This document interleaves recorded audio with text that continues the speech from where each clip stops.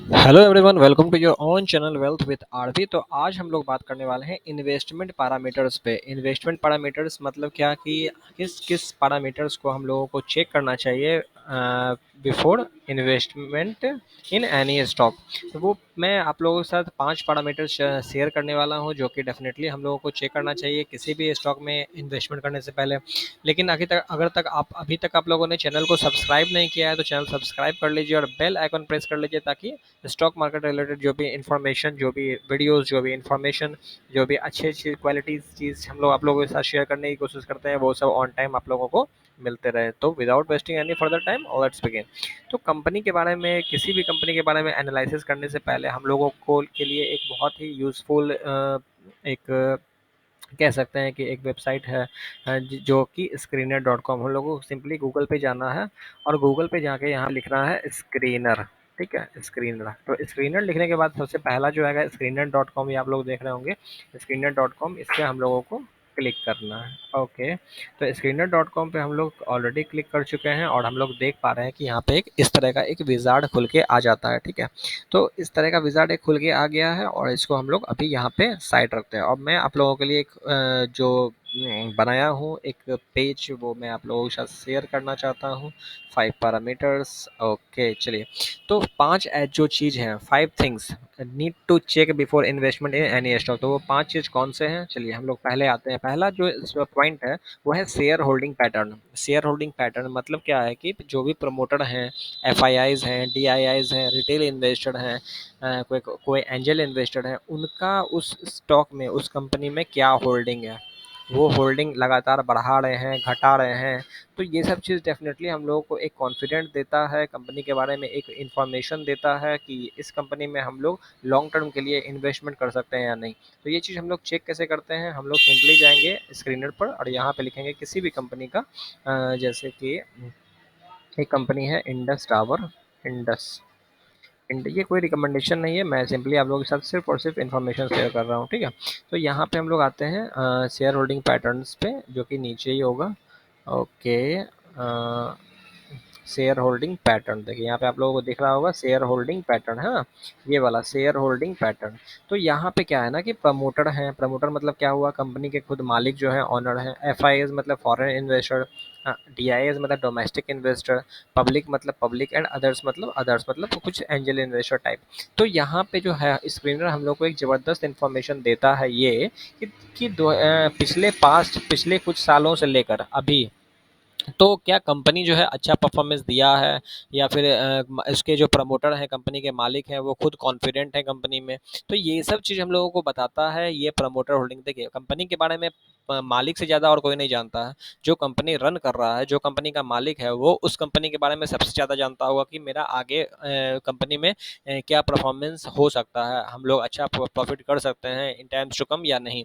तो उस हिसाब से प्रमोटर जो है अपना माल बढ़ाता है या फिर घटाता है। अगर उनको लग रहा है कि नहीं मुझे लॉस हो सकता है आगे आगे जाने वाले समय में, तो वो क्या करते हैं, उस कंपनी को क्या करते हैं, शेयर या तो प्लेज करते हैं या तो फिर क्या करते हैं, वो अपना स्टेक कम कर देते हैं।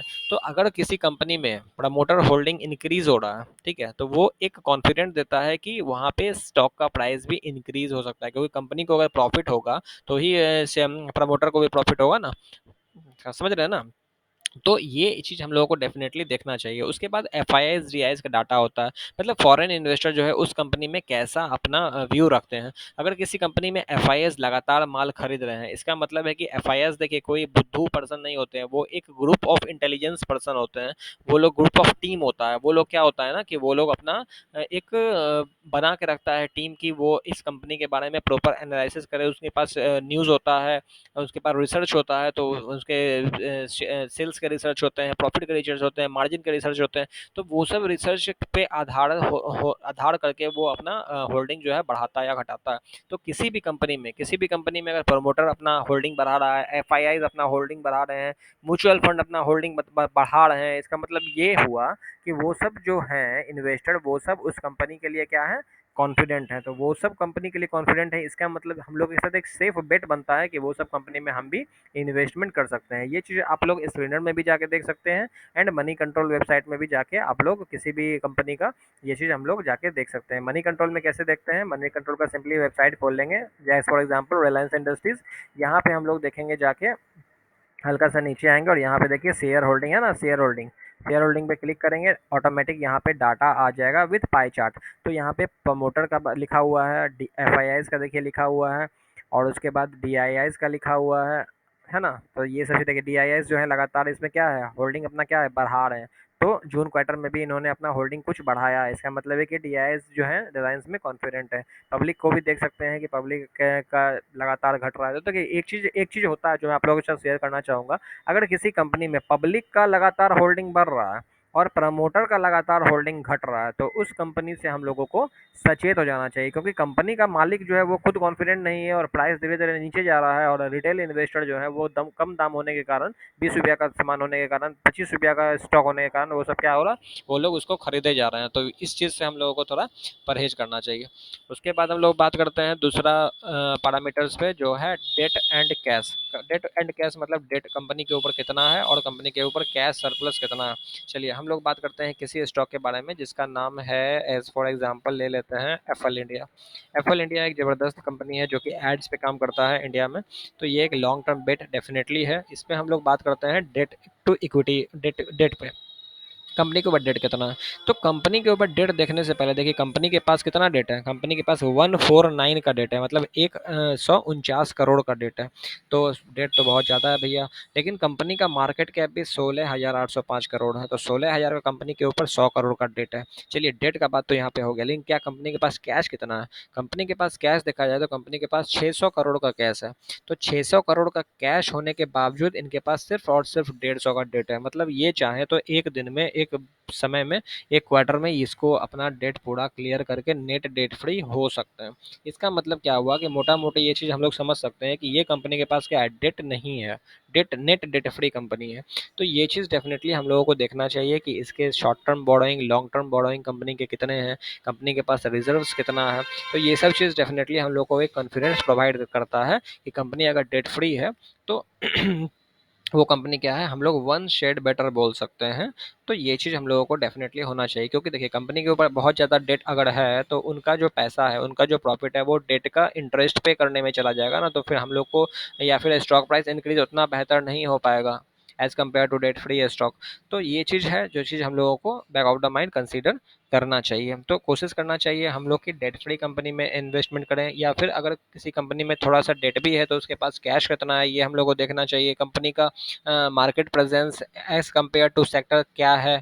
अब एशियन पेंट है तो एशियन पेंट अगर मान लीजिए कोई थोड़ा सा डेटा ले लेता है तो Asian paint is number 1 stock in paint sector. तो उसके पास थोड़ा सा डेट भी अगर हो जाता है तो हम लोग ये कंसिडर कर सकते हैं कि उनके प्रमोटर, उन कंपनी का गवर्नेंस इतना अच्छा है कि वो उस डेट को अच्छे जगह यूटिलाइज करेंगे। तो ये सब चीज़ भी हम लोगों को डेट के मामला में थोड़ा सा कंसीडर करना चाहिए। और डेट टू इक्विटी रेशियो के बारे में अगर बात करें तो डेट टू इक्विटी रेशियो किसी भी कंपनी का अगर 0.5 से नीचे है तो डेफिनेटली उस कंपनी में हम लोग कंसीडर कर सकते हैं। लेकिन 0.5 से ऊपर होने का मतलब है कि कंपनी थोड़ा सा गड़बड़ थोड़ा सा जा सकता है। ये चीज़ हम लोगों को थोड़ा सा जानना चाहिए। तो डेट टू इक्विटी रेशियो 0.5 से नीचे हो, जो कि आप लोग नोट डाउन कर सकते हैं। ओके, अब हम लोग बात कर लिए कि डेट और कैश के बारे में। अब हम लोग बात करते हैं 3 पैरामीटर्स जो है इन्वेस्टमेंट टूल्स पैरामीटर्स जिसको हम लोग बोल सकते हैं, वो है आरओई, आरओसी, आरओए। अब देखिए आरओई क्या होता है, आरओसी क्या होता है, आरओए क्या होता है, ये सब हम लोगों को जानने के लिए अपना सर खपाने का बिल्कुल भी ज़रूरत नहीं है, क्योंकि ये 2022 है और यहाँ पे पेपर देख के इन्वेस्टमेंट नहीं होता है। यहाँ पर इन्वेस्टमेंट हम लोगों के लिए बहुत सारा स्क्रीनर है, बहुत सारा इन्वेस्टमेंट टूल है, बहुत सारा ऐप्स है जहाँ पे ये चीज़ हम लोग रेडीमेड निकाल सकते हैं। कितना होना चाहिए वो मैं आप लोगों को बता देता हूँ। अगर आप लोगों को जानना है कि आरओसी क्या होता है, आरओए क्या होता है, ये सब कैसे निकालते हैं, तो let me know in the comment section में, आप लोगों को वो भी डेफिनेटली बताऊंगा।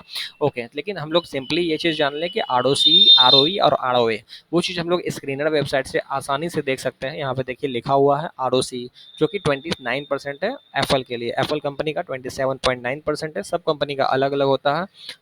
आरओई के बारे में बात करें तो वो 27% है, और आरओए जो है 16% है। देखिए अब इसका जो बेंचमार्क जो है इसका 15% का हम लोग अच्छा कंसिडर कर सकते हैं अच्छे कंपनी के लिए। अगर किसी कंपनी का ROI और ROA अगर 15% से ऊपर है तो इसका मतलब ये है कि वो कंपनी अपना अच्छा परफॉर्मेंस दे रहा है। अगर ROI 27% है इसका मतलब है कि 27% का रिटर्न हम लोग 27% के आसपास का रिटर्न हम लोग इस कंपनी से एक्सपेक्ट कर सकते हैं।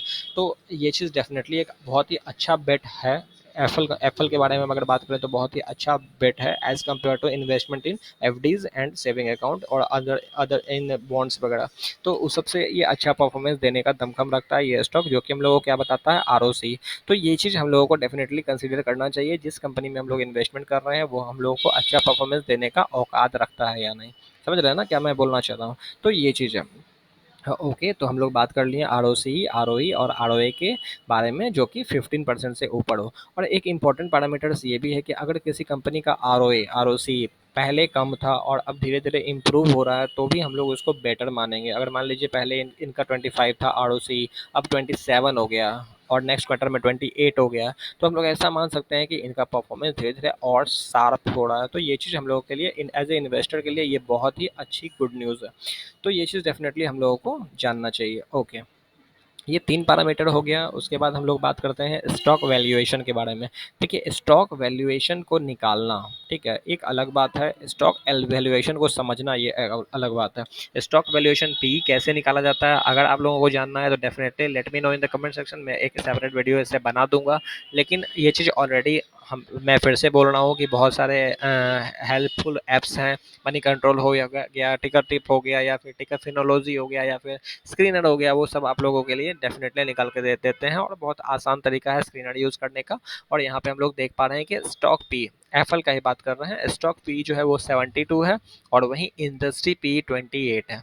अगर इंडस्ट्री पी से ये ज़्यादा है इसका मतलब क्या है कि कम इसका मतलब है कि कंपनी थोड़ा सा ओवर वैल्यूड है, ऐसा हम लोग बोल सकते हैं। लेकिन ये एक बात हुआ। दूसरा बात ये हुआ कि कंपनी 72 इसका पी है, मतलब ये हो गया कि इस महंगे प्राइस पे भी इस स्टॉक को खरीदने के लिए लोग तैयार हैं। मतलब समझ रहे हैं ना।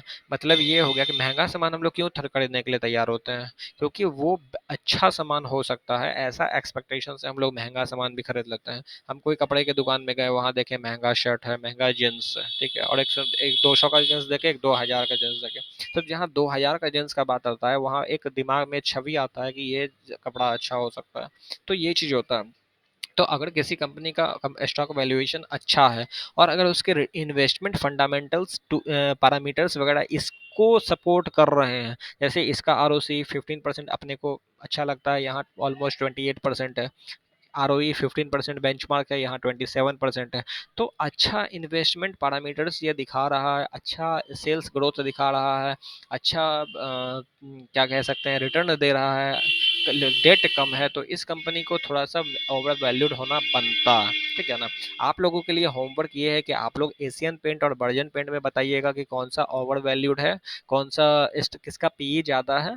लेकिन फिर भी वो स्टॉक उन दोनों पी बावजूद होने के बावजूद वो स्टॉक उन दोनों में अच्छा कौन है, एशियन पेंट और बर्जन पेंट में। Let me know in the comment section. Okay, तो हम लोग पीई के बारे में जाने कि पीई जिसका वैल्यूएशन अच्छा है या फिर कंपनी अगर उसको सपोर्ट करता है उसके फिनेंशियल, तो हम लोग डेफिनेटली ये चीज़ देख सकते हैं। चलिए, अब उस पीयर्स में देखिए एक चीज़ है, एक यहाँ पे एक ऊपर में टैब है पीयर्स, ठीक है। पीयर्स में जैसे हम लोग जाते हैं तो यहाँ पे स्क्रीनर क्या है ना कि उससे रिलेटेड जो कंपनी है उसका लिस्ट लेके आता है और जो इस स्टॉक को हम लोग कंपेयर करना चाह रहे हैं उसका भी लिस्ट लेके आता है।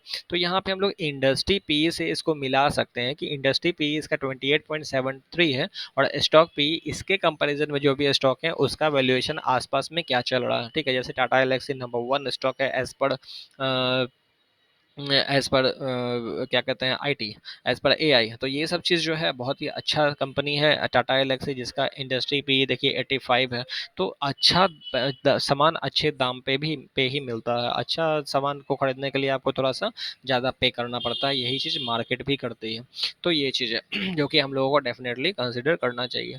उसके बाद अगर बात करें तो केपीआईटी भी ज़बरदस्त कंपनी है, जिसका वैल्यूएशन भी थोड़ा सा महंगा, प्रीमियम वैल्यूएशन। इसको देखिए महंगा नहीं बोलेंगे, इसको लोग क्या बोलेंगे, प्रीमियम वैल्यूएशन। तो इस तरह से है जो कि हम लोगों को बैक ऑफ द माइंड रखना चाहिए किसी भी कंपनी में इन्वेस्टमेंट करने से पहले। तो हम लोग स्टॉक पीई के बारे में जाने। अब जो लास्ट पॉइंट है वो है बिजनेस मॉडल। देखिए होता क्या है ना कि किसी भी कंपनी में हम लोग इन्वेस्टमेंट करने के पहले यूट्यूब में बड़ा वीडियो देख लेते हैं, किसी न्यूज़ चैनल से हम लोगों को कुछ टिप मिल जाती है उससे ले लेते हैं, कुछ टेलीग्राम से टिप मिल गई है स्टॉक खरीद लो करोड़पति बना देगा उससे इन्वेस्टमेंट कर देते हैं। तो वो इन्वेस्टमेंट करना बिल्कुल भी जायज़ नहीं है, बिल्कुल भी सपोर्टिव नहीं है, क्योंकि आप लोग का हार्ड अर्न मनी जो है वो किसी के कहने पर इन्वेस्टमेंट कहीं भी हो गया, तो उस तरह से जो है डेफिनेटली नहीं होना चाहिए। तो हम लोगों को किसी भी कंपनी का बिजनेस मॉडल जानना चाहिए कि वो जिस कंपनी में हम पैसा लगा रहे हैं, जिस कंपनी के हम शेयर खरीद रहे हैं, जिस कंपनी का हम हिस्सेदार बन रहे हैं, उस कंपनी का बिजनेस मॉडल क्या है, वो कंपनी क्या करती है। देखिए डेफिनेटली यहाँ से देखने के लिए आपको ये टिकर टेप वेबसाइट या फिर स्क्रीनर वेबसाइट आपको डेफिनेटली हेल्पफुल करता है। देखिए यहाँ पे लिखा हुआ है अबाउट का सेक्शन है। एप्पल इंडिया ये technology company with proprietary consumer intelligence platform and delivers consumer acquisition engagement and transaction through relative mobile advertising. मतलब क्या हुआ, मतलब ये हुआ कि ये डाटा कलेक्ट करने वाली कंपनी है और कस्टमर को एडवर्टाइज दिखा के रेवेन्यू जनरेट करती है। तो ये सब चीज़ें जो कंपनी का बिजनेस मॉडल हम लोगों को जानना चाहिए। तो देखिए अब ये है तो एक डाटा बेस्ड कंपनी है और फ्यूचर जो है मेरे हिसाब से डाटा का ही है, और ये हर कस्टमर को टारगेटेड ऐड दिखाते हैं। तो ये सब चीज़ बहुत ही ज़बरदस्त बिजनेस मॉडल है और एसेट लाइट मॉडल है जहाँ पे इनको इन्वेस्टमेंट कम होता है और प्रॉफिट का चांस ज़्यादा होता है। तो ये सब चीज़ डेफिनेटली इस हिसाब से भी ये एफल बिजनेस मॉडल इसका सपोर्टिव है for investment in long term. तो ये सब चीज़ डेफिनेटली हम लोगों को बैक ऑफ द माइंड रखना चाहिए और उस हिसाब से इन्वेस्टमेंट करना चाहिए। अब उसके बाद है प्रो टिप। देखिए कितने भी इन्वेस्टमेंट पैरामीटर हम लोग देख लें, लेकिन किसी भी स्टॉक में बाइंग आने के बाद प्रॉफिट बुकिंग आती है। ऐसा नहीं है कि कोई भी स्टॉक सिर्फ और सिर्फ 90 डिग्री के एंगल पे चलते चला जाएगा ऊपर, ठीक है, ऐसा नहीं होता। एस पे मैं एक एग्जांपल ले लेता हूँ एक स्टॉक के बारे में जिसका नाम है एल एन टी फाइनेंस, ठीक है। मैं दिखा रहा हूँ just a minute. L L T T S ले लेते हैं, ठीक है। L T T S technology company ही है। मैं उसका एक चार्ट खोल के आप लोगों को दिखा रहा हूँ। यहाँ पे देखिए इसका लॉन्ग टर्म चार्ट जो है, लॉन्ग टर्म चार्ट यहाँ पे देखिए जहाँ किसी कंपनी का 870 रुपया दाम था और उसका स्टॉक का दाम गिर के हाई हाई लेके 1800 1700 1800 रुपया के आसपास आया, और उसके बाद इसका हाई लगा 5800 रुपया, 6000 रुपया के आसपास, 6000 रुपया के आसपास। लेकिन उसमें अच्छे कंपनी होने के बाद भी इसमें प्रॉफिट बुकिंग ऑलरेडी 37% का करेक्शन हो गया। तो ऐसा नहीं है कि हम इस कंपनी में अगर यहाँ 4400 पे अगर प्राइस ले लिए हैं तो यहाँ से निकल जाए। इस सब कंपनी में हम लोग बेट कर सकते हैं फॉर लॉन्ग टर्म, क्योंकि इसके फंडामेंटल्स और इन्वेस्टमेंट टूल्स हम लोगों को सपोर्ट करते हैं। तो ये सब चीज़ें हैं। और अगर आप लोग पेशेंस इन्वेस्टर के बारे में थोड़ा सा जानना चाहते हैं तो एक नाम कीवर्ड निकल के आता है, Warren Buffett. I hope so कि आप लोगों को डेफिनेटली उनके जीवनी के बारे में थोड़ा सा जानना चाहिए। मल्टीपल वीडियोस ऑलरेडी पड़े हैं, तो उनके बारे में डेफिनेटली आप लोग जानिए, जो कि आप लोगों को इनकरेज करेगा for being a patience investor. Okay. तो मैं फिर से आप लोगों को रिक्वेस्ट करना चाहूँगा कि अगर आप लोगों को ये वीडियो अच्छा लगा है तो प्लीज़ आप लोग चैनल सब्सक्राइब कर लीजिए और बेल आइकन प्रेस कर लीजिए, ताकि स्टॉक मार्केट रिलेटेड जो भी वीडियोस हम लोग बनाने की कोशिश करते हैं वो सब ऑन टाइम मिलते रहें। तो मिलते हैं नेक्स्ट वीडियो में, तब तक के लिए बाय बाय।